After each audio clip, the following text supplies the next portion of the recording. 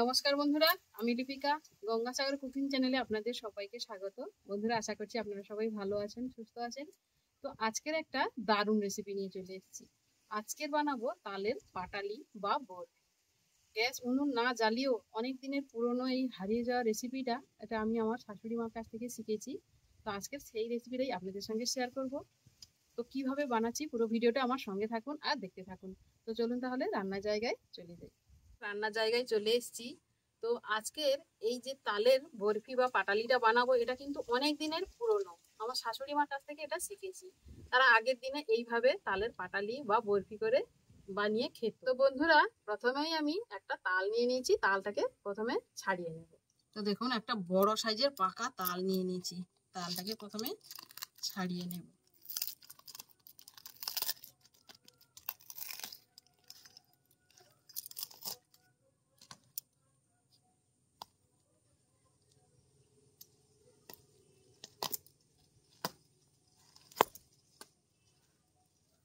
প্রথমে তালের খোসাটা ছাড়িয়ে নিচ্ছি। পাকা তালের দারুণ গন্ধ উঠেছে কিন্তু।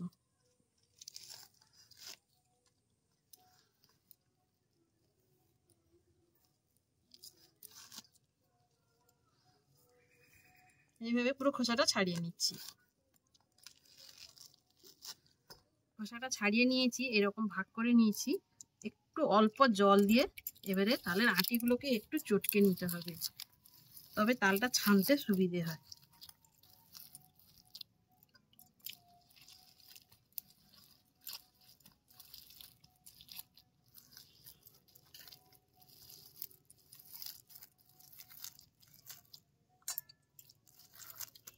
এরকম একটা গ্রেটার নিয়ে নিয়েছি। এবারে তালগুলোকে এইভাবে ছেনে নেব। এরকম গ্রেটারে তালটা ছানলে খুব তাড়াতাড়ি কিন্তু তালটা সুন্দরভাবে ছানা হয়ে যায়।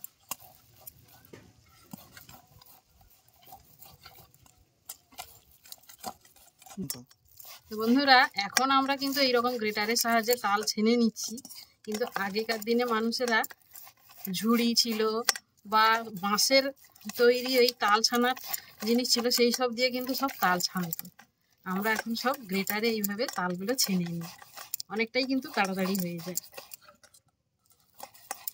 দেখুন, এইভাবে পুরো তালটাকে আমি ছেনে নিচ্ছি। তালের মাঠটাকে পুরো ছেনে নিয়েছি। এবারে এরকম একটা নেট নিয়েছি, তালের মাঠটাকে একটু ছেঁকে নেব। এর মধ্যে যে ছিবড়েগুলো থাকে এটা ভালো লাগবে না মুখে পড়লে, সেই জন্য এরকম একটু ছেঁকে নিচ্ছি। এইভাবে আমি ছেঁকে নেব তালের মাঠটা, তবে খুব সুন্দরভাবে এটা পিঠেটা তৈরি করতে সুন্দর হবে, না হলে কিন্তু এর আঁশটা মুখে পড়লে ভালো লাগে না।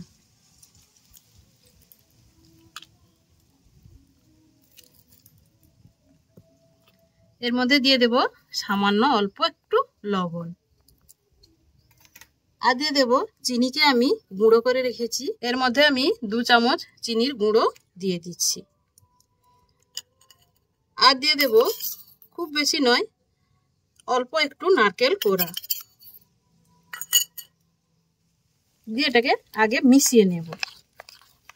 নারকেল কোড়া, চিনি আর লবণটাকে খুব সুন্দর করে এর মধ্যে মিশিয়ে নিচ্ছি।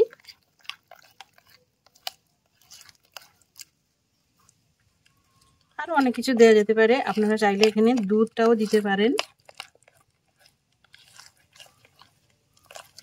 খুব ভালো করে এটা মিশিয়ে নিচ্ছি। তো বন্ধুরা, আর নিয়ে নিচ্ছি খাওয়া চুন, যে চুন আমরা পানে খাই, সেই চুনটা আমি এরকম চামচের হাফ চামচেরও কম আমি এইটা নিয়ে এবারে এর সঙ্গে মিশিয়ে দেব। এটাকে খুব সুন্দর করে কিন্তু মিশিয়ে নিতে হবে, তবে মেশানোর পর খুব বেশি সময় এতে রাখা যাবে না, খুব তাড়াতাড়ি এই মেশানোর কাজটাকে করে নিতে হবে।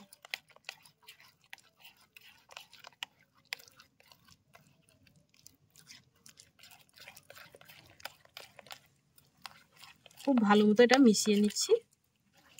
তালের মাড়ের সঙ্গে সবকিছু ভালো মতো মিশিয়ে নিয়েছি। এবারে যে থালাটাতে আমি এই বরফিটা সেট করব, ওই থালার মধ্যে আমি অল্প একটু সাদা তেল ব্রাশ করে দেব, যাতে বরফিটা খুব সুন্দরভাবে উঠে আসে।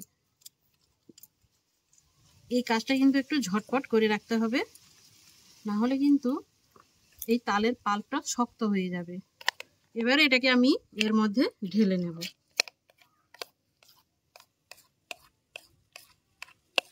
খুব বেশি দেরি করলে হবে না, তাড়াতাড়ি এটাকে করে নিতে হবে। এইভাবে খুব সুন্দর করে উপরের দিকটাকে একদম মসৃণ করে নিতে হবে, যাতে দেখতে একটু সুন্দর লাগে।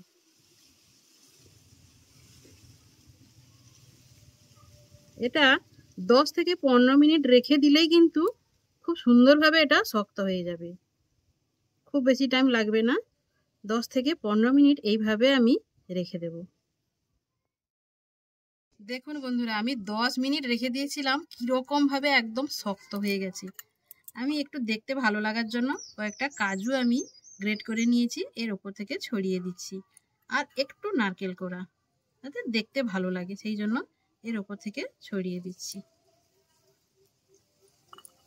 এবার এটাকে আমি বরফি আকারে কেটে নেব।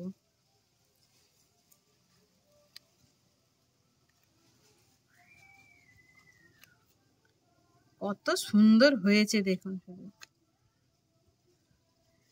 উনুন বা গ্যাস কোনো কিছুই জ্বালতে হলো না, অথচ কত সুন্দরভাবে তালের একটা রেসিপি বানিয়ে ফেললাম।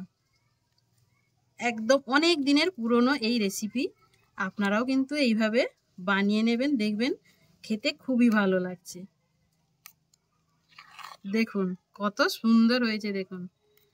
কখনো ভেবেছেন এরকম যে তালের বরফি বানানো যায়? তো দেখুন কত সুন্দর, একদম সুজির বরফির মতো কিন্তু দেখতে হয়েছে দেখুন বন্ধুরা, এবং খেতেও কিন্তু খুব সুন্দর। আরও অনেক রকম জিনিস দিয়ে ওটাকে টেস্ট করা যাবে, দুধও দেওয়া যেতে পারে, আমি কিন্তু দুধটা ছিল না বলে দিইনি।